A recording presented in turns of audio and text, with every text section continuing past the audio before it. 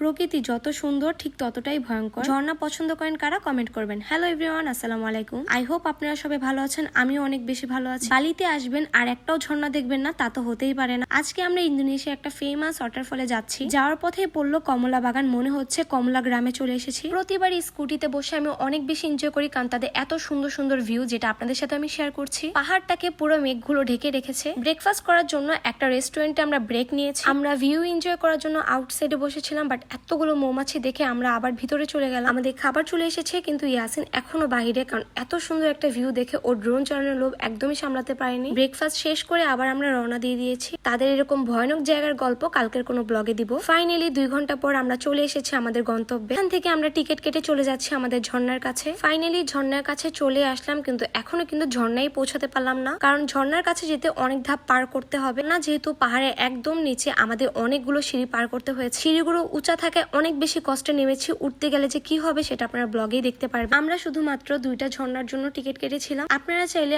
আরো অনেকগুলো ঝর্ণা দেখার জন্য টিকিট কাটতে পারবে। পাথর থাকায় আমাদের হাঁটতে অনেক বেশি কষ্ট হচ্ছিল, কিন্তু এই কষ্টের পর অনেক সুন্দর একটা ভিউ দেখতে পেরেছিলাম। প্রতিটা প্লেসে অনেক সুন্দর সুন্দর ছবি বা ভিডিও করতে পারবেন। বেশিরভাগ বিদেশিরা এত সুন্দর সুন্দর ভিডিও করে। এরপর চলে গেলাম আমাদের মেইন ওয়াটারফলে, যেটার জন্য আমরা এত দূর এসেছি। এই ওয়াটারফলের লোকেশনটা আমি আপনাদেরকে দিয়ে দিচ্ছি। এখানে আসলে আপনারা অনেক সুন্দর সুন্দর ভিডিও করতে পারবেন। এন্ড একটা সুন্দর ভিডিওর জন্য আমি পাথরের উপর উঠেছিলাম। ওটার একটু পার্ট তোমাদের সাথে শেয়ার করছি। শুধুমাত্র এই সুন্দর ভিডিওটার জন্য আমি এতটা রিস্ক নিয়ে পাথরটার উপরে উঠেছিলাম। এন্ড অনেক সুন্দর রেইনবো দেখতে পেয়েছি। নামার সময় কোনো মতো নেমে গিয়েছিলাম, বাট ওঠার সময় খুব বেশি কষ্ট হচ্ছিল। ফাইনালি অনেক কষ্টের পর উঠে গিয়েছে। এন্ড একটা রেস্টুরেন্টে আমরা হালকা পাতলা কিছু খেয়ে নিচ্ছিলাম। লুক এট দ্য ভিউ, এত সুন্দর ভিউতে রেস্টুরেন্ট, যেটা বলার বাহিরে। আজকে দিনটা যাওয়ার পথে যতটা কষ্ট করেছি তার থেকে বেশি এনজয় করেছি। যাওয়ার সময় প্রায় বিকেল হয়ে গিয়েছিল। অনেক সুন্দর ভিউ দেখেছি এন্ড শীতের মোকাবেলাও করেছি। আমরা পাহাড়ের একদম উঁচুতে থাকায় মেঘগুলো একদম নিচে চলে এসেছে। পাহাড়ের উঁচুতে থাকায় অনেক বেশি ঠান্ডাও লাগছিল আমাদের। তাদের সব জায়গাতেই এরকম মূর্তিগুলো থাকে, যা দেখলেও অনেক বেশি ভয় লাগে। মেঘগুলো একদম আমাদের শরীর ছুঁয়ে যাচ্ছিল, আর এত পরিমাণ ঠান্ডা লাগছিল যে বলার বাহিরে। তাড়াতাড়ি করে হোটেলে চলে গেলাম। এন্ড রাত্রেবেলা আবার বের হলাম, তখন বৃষ্টি পড়ছিল। এন্ড বৃষ্টিতে আমার অনেক বেশি ভিজতে মন চাচ্ছিল। তো বাইরে ভিজতে বের হলাম, এর জন্য ভাবলাম যে একটু গ্রোসারি শপে গিয়ে কিছু কেনাকাটা করি। তাদের শপে কিছু কিনলে অবশ্যই ব্যাগও কিনতে হবে, কারণ তারা পলিথিন ব্যবহার করে না।